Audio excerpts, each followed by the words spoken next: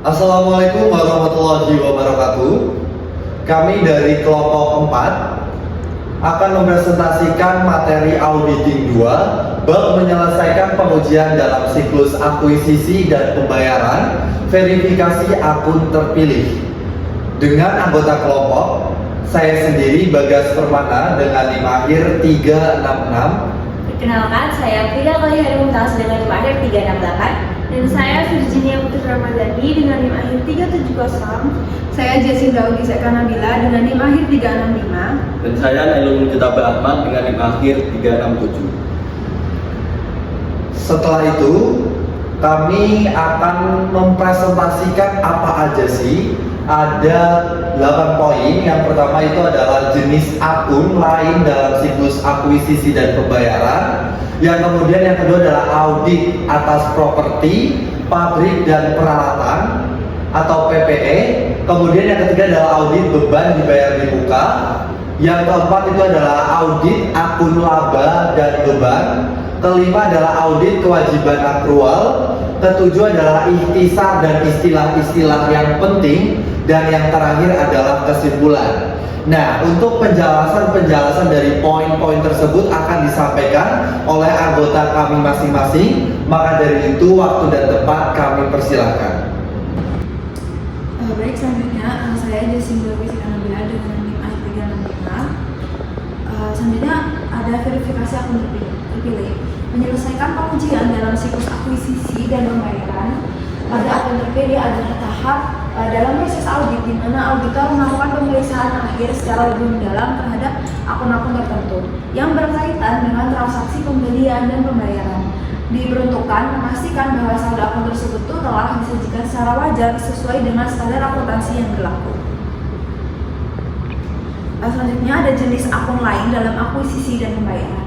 Nah, siklus ini mencakup proses perusahaan dalam membeli atau mengakuisisi aset, barang atau jasa serta melakukan pembayarannya. Nah, setiap perusahaan itu bisa memiliki jenis aset, beban dan kewajiban yang berbeda-beda tergantung pada karakteristik dan bidang usahanya, terutama bagi perusahaan di luar sektor retail, grosir dan manufaktur. Nah, metodologi audit pada siklus ini itu sama dengan prosedur audit yang digunakan dalam pemeriksaan utang usaha. Lalu ada akun-akun yang akan dibahas pada bab ini. Yang pertama itu ada properti, pabrik dan peralatan, lalu ada beban dibayar di muka, kewajiban lainnya, dan akun laba dan akun beban-beban lainnya. Saya Bagas Permana dengan NIM akhir 366. Di sini saya akan mempresentasikan dari definisi dan karakteristik dari PPE.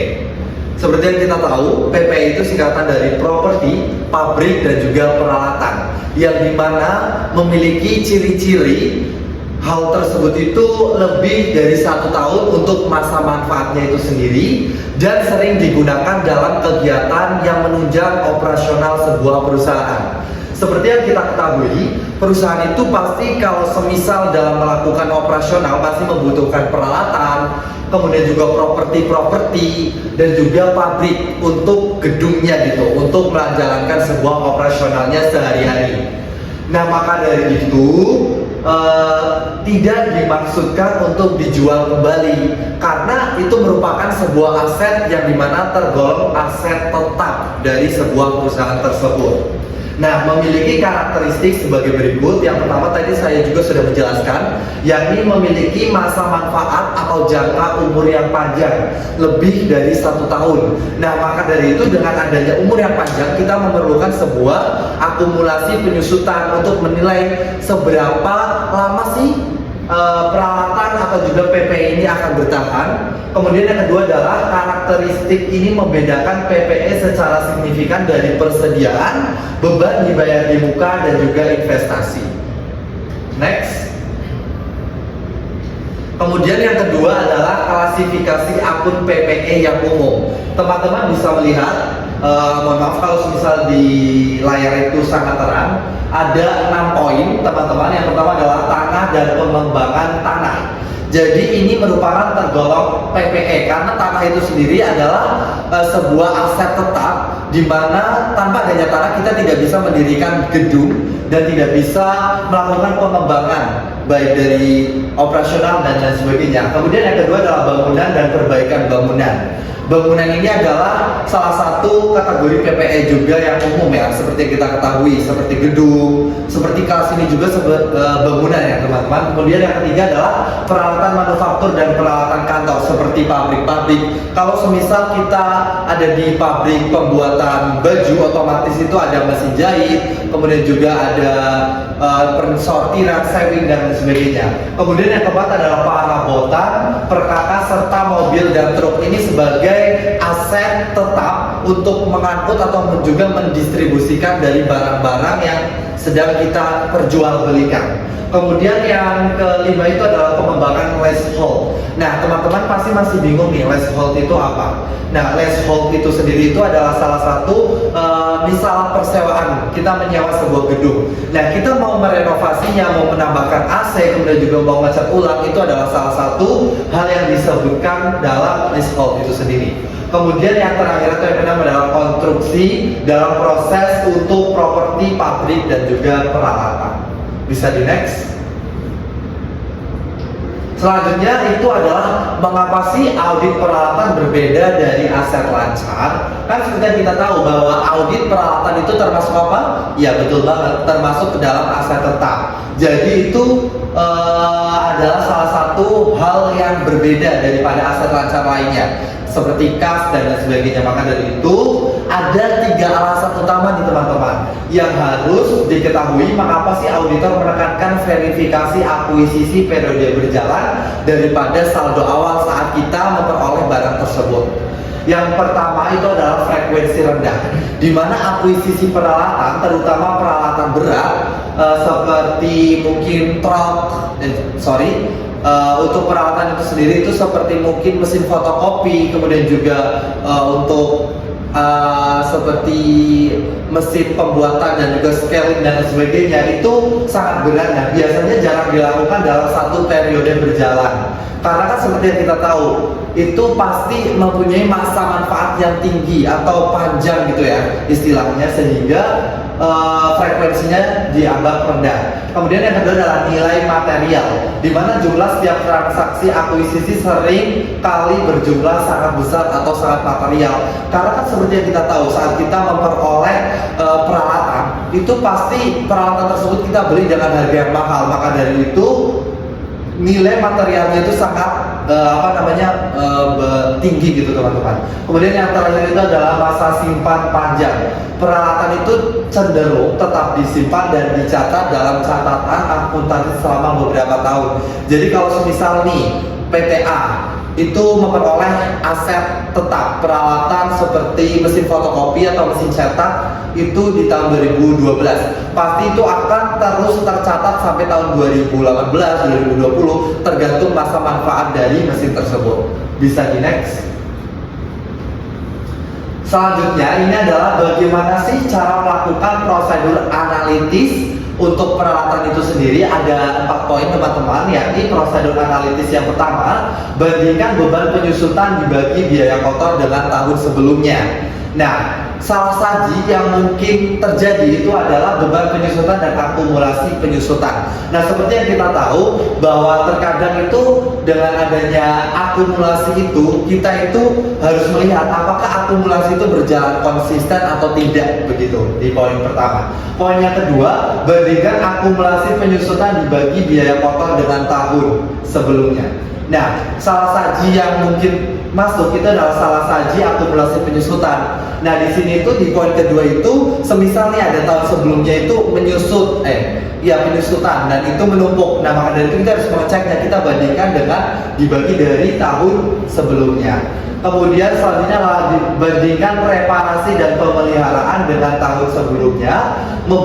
Dengan salah saji itu membebankan jumlah yang harus dikapitalisasi. Seperti yang kita tahu bahwa kalau semisal kita ini kan kita membebankan sebuah perusahaan, maka dari itu apakah pembebanan tersebut itu melebihi dari yang seharusnya atau tidak, itu perlu kita cek juga teman-teman. Kemudian adalah bandingkan biaya manufaktur kotor dibagi ukuran produksi dengan tahun, peralatan menganggur dan belum dihapus atau write off. Nah, maka dari itu kita itu harus mengecek juga teman-teman. Auditor itu harus tahu kalau semisal dalam perusahaan manufaktur apakah ada alat-alat yang sekiranya itu sudah tidak bisa dipakai tapi tetap ditulis di sebuah laporan keuangan dan lain sebagainya dan belum dihapus. Maka dari itu kita harus melakukan sebuah prosedur analitis dari pembandingan biaya manufaktur itu sendiri.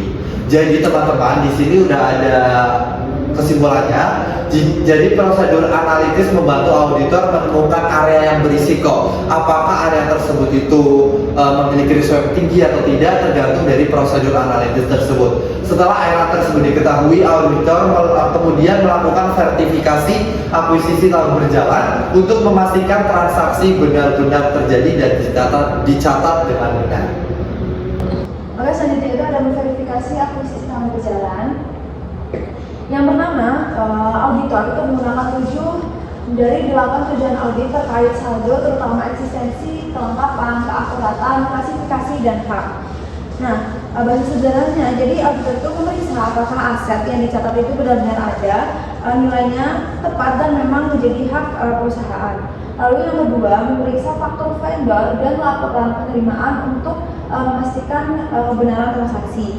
Nah, biasanya bukti yang diperiksa itu berupa faktur pembelian dan laporan penerimaan barang atau aset untuk memastikan transaksi itu benar-benar terjadi. Lalu ada yang ketiga itu klasifikasi. Jadi auditor itu harus waspada terhadap kesalahan klasifikasi seperti beban reparasi yang dikapitalisasi ataupun sebaliknya. Lalu ada kebijakan kapitalisasi atau auditor itu juga menilai apakah perusahaan itu menerapkan kebijakan kapitalisasi secara konsisten. Misalnya tuh ambang batas di nilai kapitalisasi. Selanjutnya adalah memverifikasi pelepasan atau disposisi aset. Di sini adalah memiliki tujuan teman-teman, yakni memastikan semua pelepasan aset baik dari penjualan, tukar tambah atau juga pencurian telah dicatat dengan jumlah yang benar. Karena kan kadang dalam sebuah perusahaan itu pasti ada hal-hal yang harus dijual, barang-barangnya, kemudian juga semisal kalau kita ingin memperbarui aset kita, misal mesin fotokopi yang bakal kita tukar tambah, kemudian juga mungkin ada pencurian kayak aset-aset kita itu harus dicatat dengan benar. Apakah itu dicatatnya itu sudah dengan jumlah yang benar atau mungkin hanya dicatat sekedar sebuah bukti saja. Nah, maka dari itu kita untuk bisa mencapai tujuan tersebut ada beberapa poin-poin penting ya teman-teman. Yang pertama itu adalah prosedur pencarian pelepasan yang tidak tercatat. Kita mungkin bisa mencari apakah ada pelepasan dari 3 poin tersebut itu yang tidak tercatat. Mungkin saat kita dicuri ataupun apa, itu kan kadang tidak terlalu ngeh gitu ya. Maka dari itu kita harus mencari apakah itu sudah tercatat atau tidak dengan cara ngecek dari peralatan-peralatan kita. Kemudian yang kedua adalah menganalisis keuntungan kerugian pelepasan aset. Kalau misal kita melihat nih kalau kita sudah menjual aset atau juga kita melepaskan sebuah aset, apakah itu mengalami gain atau keuntungan atau bakal memberikan loss terhadap sebuah laporan keuangan. Jadi maka dari itu kita harus mampu menganalisisnya. Kemudian yang ketiga adalah mereview modifikasi pabrik, kemudian perubahan lini produk atau cakupan sebuah asuransi. Kemudian yang keempat adalah tanya jawab dengan manajemen dan personel produksi mengenai aset yang tidak lagi digunakan. Kan seperti yang kita tahu bahwa terkadang ada aset yang sudah menganggur, ada aset yang sudah tidak digunakan karena rusak dan sebagainya. Maka dari itu kita harus melihat nih, kita tanya kepada prosedur, kepada manajer dan juga personel produksi dari setiap operasional untuk mengetahui apakah produk tersebut itu masih bisa digunakan atau tidak, agar kita bisa mencatatnya dengan baik. Gak lucu kalau misal kita mencatat semua barang-barang di kantor kita itu masih bisa berfungsi, padahal yang berfungsi itu hanya 3 dari 10. Nah, maka dari itu ada timbul keakuratan, yakni dengan membandingkan biaya awal dan akumulasi penyusutan di file induk dengan jurnal umum. Oke, selanjutnya ada memverifikasi beban dan akuntansi penyusutan. Nah, prosedur yang akan dilakukan oleh auditor yang pertama itu memeriksa keakuratan beban penyusutan, itu tuh auditor tuh fokus pada konsistensi kebijakan penyusutan klien dari periode ke periode. Yang kedua itu ada parameter penilaian atau menilai. Jadi auditor itu mengevaluasi bermanfaat metode penyusutan, estimasi nilai sisa, dan kebijakan pada tahun akuisisi atau disposisi. Lalu yang ketiga itu metode audit atau pemeriksaan, yaitu menggunakan pengujian kelayakan secara keseluruhan atau reasonableness test dengan mengalihkan saldo aset tetap bruto dengan tingkat penyusutan tahun tersebut. Lalu yang terakhir itu ada saldo akhir akumulasi, itu memastikan akumulasi penyusutan di file induk sama dengan buku besar umum dan menilai apakah nilai buku bersih tidak melampaui nilai realisasi aset. Lalu kita bisa belajar dari kasus fraud, yaitu studi kasus PCN atau Precision Computer Network. Jadi skema kecurangan di sini itu tim eksekutif senior PCN melakukan manipulasi untuk menggelembungkan laba bersih, atau dalam kasus ini tuh manajemen melakukan manipulasi laporan keuangan untuk meningkatkan laba perusahaan. Nah, metode manipulasinya itu yang pertama, mengurangi beban penyusutan melalui ayat jurnal fiktif atau ayat jurnal yang tidak ada sumbernya, lalu mengkapitalisasi beban bisnis umum dan biaya operasional sistem komputer sebagai aset tetap. Jadi beban periode berjalan itu menjadi kecil, lalu memasukkan dokumen schedule penambahan aset dan faktur untuk menyesatkan auditor, dan bisa juga karena hal ini itu menutup kecurangan dan dapat mengelabui auditor. Nah, dampak dari kecurangan dan manipulasi ini tuh ada ESC mendakwa 6 anggota manajemen atas kecurangan tersebut. Nah, dalam kasus ini itu dapat kita ambil kesimpulan bahwa pentingnya sikap skeptis auditor dan perlunya pemeriksaan mendalam terhadap transaksi aset tetap, penyusutan, serta dokumen pendukung agar kecurangan dapat dideteksi lebih awal. Baik, saya Virginia Putri Ramadhani dengan NIM akhir 370 akan melanjutkan materi selanjutnya, yaitu audit beban dibayar di muka. Nah, apa sih beban dibayar di muka itu? Jadi beban dibayar di muka itu adalah pembayaran yang dilakukan oleh perusahaan sebelum manfaat dari pembayaran tersebut itu diterima. Jadi karena manfaatnya itu belum digunakan, maka pembayaran yang awalnya dicatat sebagai aset ini tuh seiring berjalannya waktu akan manfaatnya itu mulai digunakan. Jadi nilainya itu akan dialokasikan menjadi beban. Nah, contohnya itu kayak asuransi dibayar di muka, sewa dibayar di muka, pajak dibayar di muka, biaya organisasi, dan sebagainya. Nah, kemudian karakteristik untuk beban dibayar di muka sendiri itu yang pertama itu ada pembayaran dilakukan di awal periode, kemudian memberikan manfaat di masa yang akan datang, terus juga dicatat sebagai aset pada saat awal pengakuan, dan juga secara bertahap akan dialokasikan menjadi beban sesuai dengan periode penggunaannya. Baik, selanjutnya ada pengendalian internal asuransi dibayar di muka. Nah, ini tuh meliputi 3 hal utama. Yang pertama itu ada pengendalian terhadap akuisisi dan pencatatan asuransi. Kemudian yang kedua ada pengendalian terhadap register asuransi. Dan yang ketiga itu ada pengendalian terhadap penghapusan beban asuransi. Nah, yang pertama pengendalian terhadap akuisisi dan pencatatan asuransi. Ini tuh tujuannya itu untuk memastikan bahwa pembelian polis dan pembayaran premi itu telah mendapat otorisasi yang tepat serta dicatat dengan benar. Nah, kemudian yang kedua itu ada pengendalian terhadap register asuransi. Nah, register asuransi ini tuh berfungsi sebagai catatan yang mencatat semua polis asuransi yang masih berlaku beserta tanggal jatuh tempo auditornya. Nah, ini tuh tujuannya tuh untuk mengetahui polis-polis mana aja sih yang terkait dengan akun asuransi dibayar di muka dalam laporan keuangan perusahaannya. Nah, kemudian yang ketiga itu ada pengendalian penghapusan beban asuransi. Nah, di mana ini tuh perusahaan biasanya membuat ayat jurnal bulanan standar untuk memindahkan sebagian dari asuransi dibayar di muka ke beban asuransi. Nah, selanjutnya ada pengujian audit. Jadi di sini auditor itu tidak selalu memeriksa secara rinci dan detail setiap transaksi. Nah, kadang jika ada saldo akun yang relatif kecil dan jumlah transaksinya tidak terlalu banyak, auditor itu dapat menggunakan prosedur analitis untuk menghemat waktu. Jadi kayak prosedur ini tuh dilakukan dengan menggunakan hubungan antara saldo awal dan saldo akhir serta beban asuransi selama periode berjalan. Nah, selanjutnya ada pengujian audit. Jadi di sini ada gambar.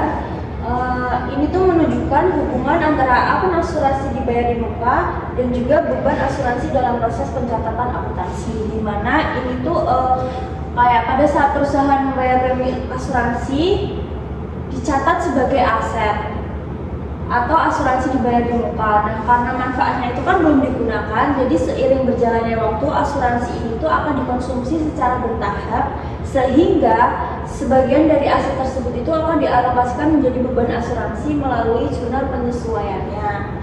Nah, proses ini tuh menyebabkan saldo aset semakin berkurang dan beban semakin bertambah hingga seluruh manfaat asuransi habis digunakan. Jadi akibatnya itu saldo asuransi yang dibayar di muka itu bakalan berkurang, sedangkan beban asuransi untuk aset itu akan semakin bertambah hingga seluruh manfaat asuransi itu telah digunakan. Nah, selanjutnya ada prosedur analitis asuransi dibayar di muka dan beban asuransi.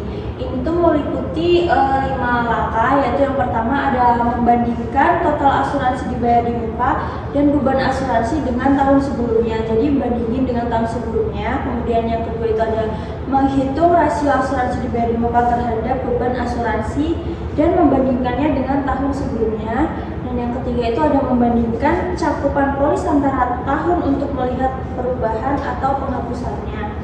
Kemudian yang keempat itu ada membandingkan saldo prepaid insurance per polis dengan tahun sebelumnya. Dan yang terakhir itu melakukan review cakupan asuransi pada schedule asuransi dibayar di muka dengan pejabat klien yang berwenang atau broker asuransi menyangkut pemadaian cakupannya. Oke, perkenalkan saya Viro Kalian Mumtaz dengan 5 akhir 3 Selanjutnya kita akan membahas tentang audit kewajiban aktual. Nah, audit kewajiban aktual ini adalah kewajiban yang timbul karena perusahaan itu telah menerima manfaat atau jasa, tetapi perusahaan tersebut ini tuh belum membayarkannya hingga tanggal lunasnya. Nah, dengan kata lain itu perusahaan telah mengakui adanya beban atau tanggung jawab walaupun beban tersebut ini tuh belum dibayarkan, seperti itu. Lalu di sini ada contoh-contoh kewajiban aktual. Yang pertama ini ada penggajian yang masih harus dibayarkan. Ini mana? Ini tuh contohnya kayak gaji karyawan. Ketika karyawan ini tuh telah bekerja misalnya selama 1 bulan full, tetapi kayak gajiannya tuh baru dibayarkan pada bulan berikutnya karena kesepakatan dari perusahaannya itu begitu. Misal kita udah 1 bulan bekerja tetapi gajiannya baru di tanggal 5, kayak setiap tanggal 5 itu. Terus yang kedua ada pajak penggajian yang masih harus dibayarkan. Ini mana ketika perusahaan itu membayarkan gaji kepada karyawan, maka mereka itu harus memotong kayak PPh pasal 21 itu. Nah, ketika perusahaan sudah memotong PPh pasal 21 dari karyawan, tetapi perusahaan tersebut itu belum menyampaikannya kepada pemerintah. Nah, inilah yang disebut dengan pajak penggajian yang masih harus dibayarkan. Lalu yang ketiga ada bonus petugas yang masih harus dibayarkan. Nah, untuk bonus ini tuh biasanya kan ada di akhir tahun. Nah, ini tuh kayak bonus tambahan karena performa dari kayak misal manajer atau staff atas performa kerja mereka. Nah, biasanya untuk bonusnya itu akan dibayarkan pada periode setelahnya atau periode berikutnya gitu. Inilah makanya disebut dengan bonus petugas yang masih harus dibayarkan. Lalu yang keempat ada komisi yang masih harus dibayarkan. Nah, untuk komisi yang masih harus dibayarkan ini tuh kayak contohnya sales. Misal sales pada akhir bulan Desember pada minggu terakhir itu telah memperoleh atau mencapai target penjualannya yaitu sebesar 100 juta. Nah, namun untuk komisinya telah disepakati yaitu 2% atas penjualan tersebut, yaitu berarti 2 juta ya. Nah, tapi untuk pembayarannya ini tuh baru dilakukan pada periode berikutnya gitu, yaitu pada bulan Januari-nya. Lalu selanjutnya ada biaya profesional yang masih harus dibayarkan. Nah, ini tuh kayak jasa IT, jasa akuntansi juga, kayak misal perusahaan ini tuh telah menggunakan jasa seorang auditor. Nah, mereka kan pasti menyewa terlebih dahulu tuh. Nah, baru setelah auditornya itu telah menyelesaikan pekerjaannya, baru dibayarkan seperti itu. Lalu yang keenam ada sewa yang masih harus dibayarkan. Ini tuh kayak semisal perusahaan telah menggunakan kayak gedung atau lahan dan lain sebagainya, tetapi bayarannya itu di akhir kayak gitu.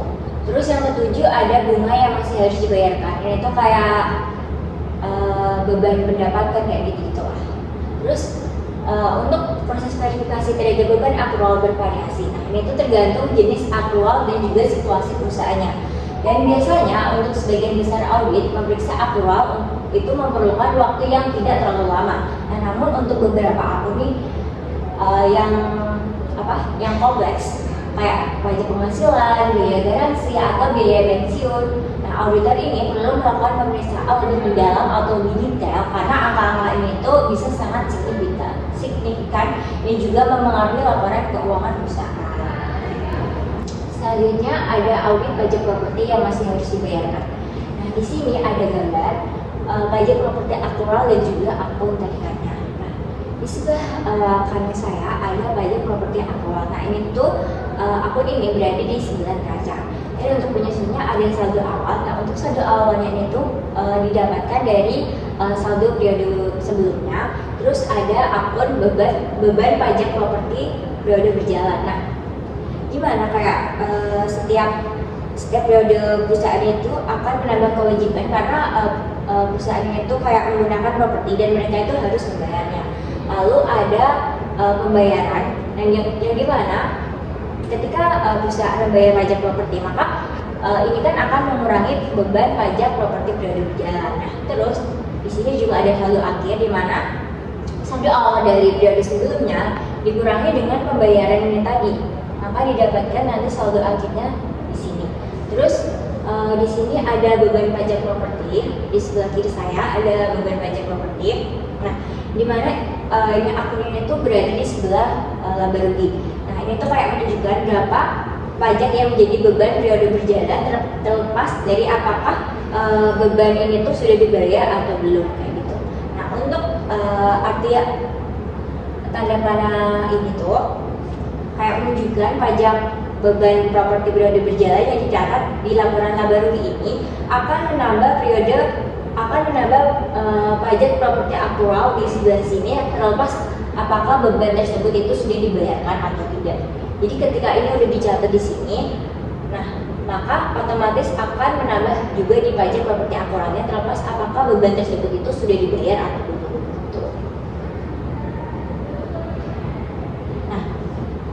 Saat auditor memverifikasi aturan pajak properti, nah auditor itu harus mempertimbangkan dua hal yang penting. Yang pertama, properti yang ada pada schedule aktual sudah tepat untuk mengaktualkan pajak. Dan kelalaian untuk menjatuhkan properti di mana pajak harus diaktualkan akan merendahkan kewajiban pajak properti atau kelengkapan. Kayak sebagai contoh, saat sajian material dapat terjadi jika pajak properti itu belum dibayarkan hingga tanggal neraca dan tidak dimasukkan sebagai pajak properti aktual. Lalu yang kedua ada pajak properti aktual telah dicatat secara akurat.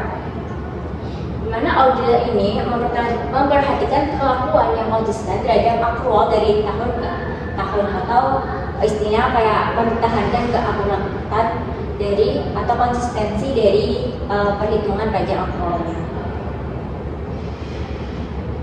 Lalu ada verifikasi aktual pajak. Nah, setelah auditor yakin bahwa semua properti kena pajak ini telah dimasukkan dalam jadwal yang disiapkan oleh klien, nah mereka ini harus mengevaluasi kewajaran pajak properti pada setiap properti yang digunakan oleh klien untuk memperkirakan aktualnya.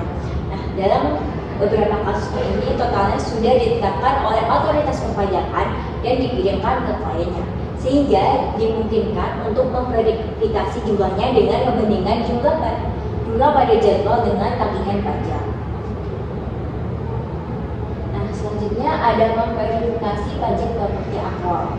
Yang pertama, menggunakan dasar perhitungan yang konsisten, di mana auditor itu harus menggunakan porsi yang sama dari setiap pembayaran pajak untuk aktual yang digunakan di tahun sebelumnya, kecuali ada kondisi yang dapat dibenarkan untuk perubahan. Nah, untuk ini auditor itu kayak harus membandingkan metode perhitungan pajak properti tahun ini dengan tahun sebelumnya.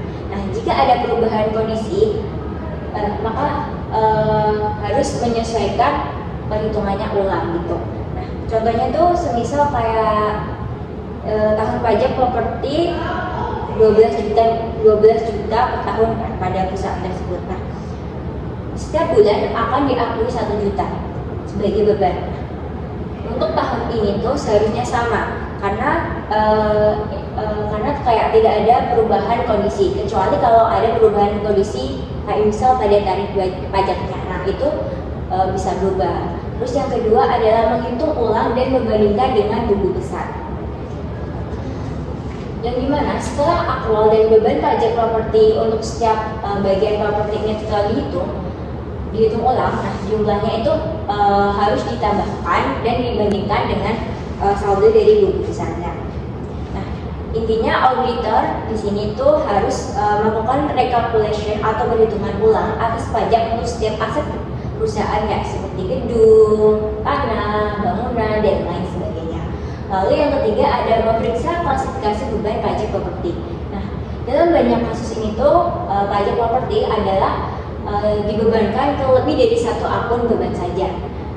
Kayak misalnya ada pajak gedung pabrik. Nah, ini tuh akan dibebankan juga pada beban produksi. Lalu ada pajak gedung penjualan, maka akan dibebankan juga pada beban penjualan. Seperti itu.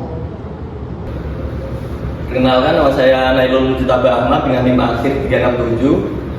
Selanjutnya ada materi audit akun laba dan beban. Nah, auditor itu melakukan pemeriksaan terhadap akun laba dan beban untuk memastikan laporan laba rugi disajikan dengan wajar sesuai dengan standar akuntansi dan tidak mengandung salah satu material. Fokus utama audit yaitu memastikan total laba, beban, dan laba bersih dapat dipercaya sebagai dasar pengambilan keputusan.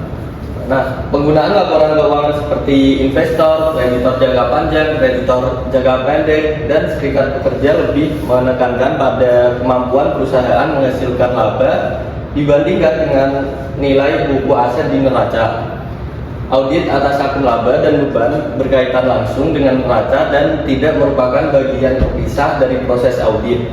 Salah satu akun laporan laba rugi hampir selalu mempengaruhi akun neraca dan sebaliknya.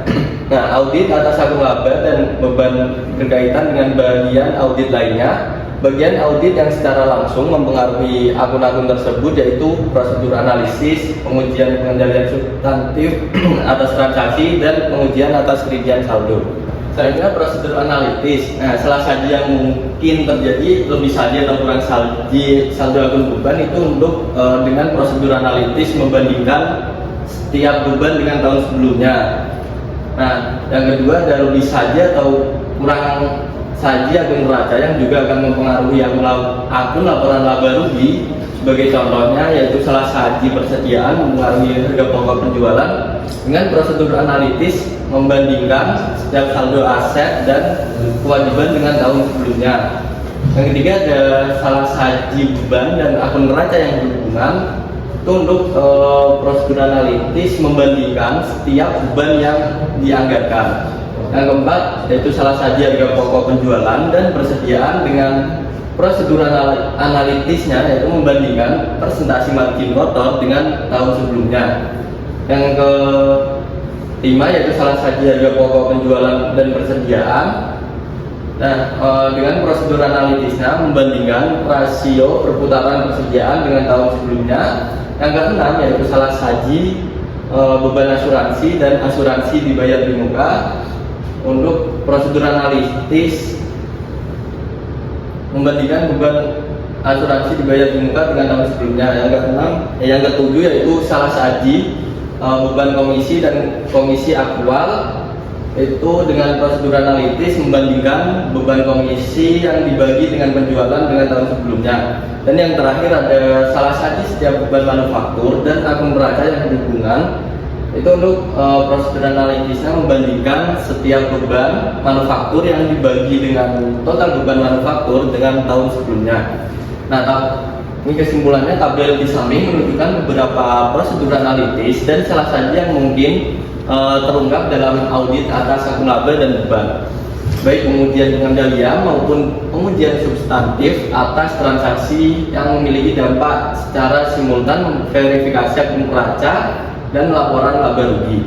Sarana yang paling penting untuk memverifikasi banyak akun laporan laba rugi pada setiap siklus transaksi adalah memahami pengendalian internal dan pengujian pengendalian dan pengujian substantif atas transaksi yang berhubungan.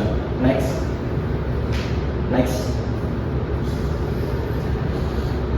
Yang selanjutnya ada analisis akun beban. Nah, analisis akun beban adalah pemeriksaan auditor terhadap dokumen pendukung transaksi beban untuk memastikan transaksi dicatat sesuai benar klasifikasi dan akurat dalam laporan keuangan. Dokumen yang diperiksa antara lain yaitu faktur, laporan penerimaan, pesanan pembelian, dan kontrak. Meskipun berfokus pada transaksi, analisis akun beban berbeda dari pengujian pengendalian dan pengujian substantif transaksi, karena analisis ini lebih menekankan verifikasi akun beban tertentu secara spesifik, bukan seluruh kelas transaksi.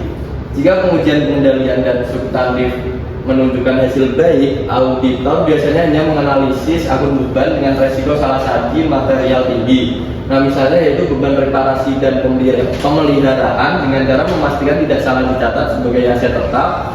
Yang kedua ada beban sewa, yaitu dengan cara menentukan apakah perlu dikapitalisasi. Dan yang ketiga ada beban hukum, yaitu menilai kemungkinan kewajiban kontingensi atau masalah hukum lain. Nah, beberapa akun beban berasal dari proses alokasi seperti penyusutan, depresi, amortisasi, dan biaya overhead manufaktur, bukan dari transaksi langsung. Nah, alokasi ini penting untuk menentukan apakah pengeluaran dicatat sebagai aset atau beban periode berjalan. Nah, jika alokasi tidak dilakukan dengan benar, maka laporan keuangan dapat mengalami salah saji material. Nah, prosedur yang dilakukan yaitu meliputi analisis kewajaran dan perhitungan ulang. Pengujian ini biasanya terkait dengan audit aset atau kewajiban seperti aset tetap, paten, dan persediaan. Sedangkan sewa dan asuransi dibayar di muka itu juga perlu dialokasikan sesuai periode. Next.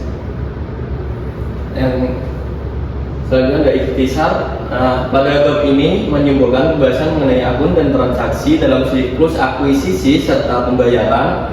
Nah, agar audit atas sejumlah akun yang berkaitan dengan siklus ini memadai, auditor harus memahami akun-akun kunci, kelas transaksi, fungsi bisnis, dokumen, serta catatan yang berhubungan dengan transaksi siklus akuisisi dan pembayaran.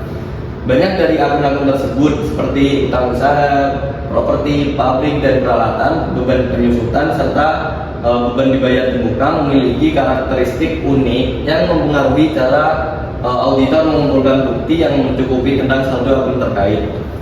Nah, istilah-istilah penting yaitu kewajiban aktual adalah estimasi kewajiban yang belum dibayar atas jasa atau manfaat yang telah diterima sebelumnya hingga tanggal neraca. Yang kedua ada alokasi, adalah pembagian beban tertentu seperti penyusutan dan overhead manufaktur. Dan yang terakhir ada analisis akun beban, adalah pemeriksaan dokumentasi yang mendasari transaksi dan jumlah individual yang membentuk total akun beban. Next.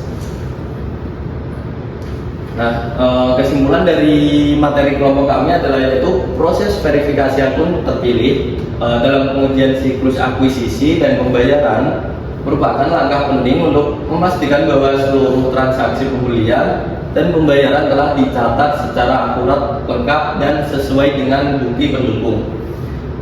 Melalui penelitian ini, auditor dapat menilai apakah pengendalian internal perusahaan berjalan efektif serta mendeteksi kemungkinan kesalahan atau kecurangan. Dengan demikian, verifikasi akun terpilih membantu meningkatkan keandalan laporan keuangan dan memberikan keyakinan bahwa proses akuisisi dan pembayaran telah dilakukan sesuai prosedur yang berlaku.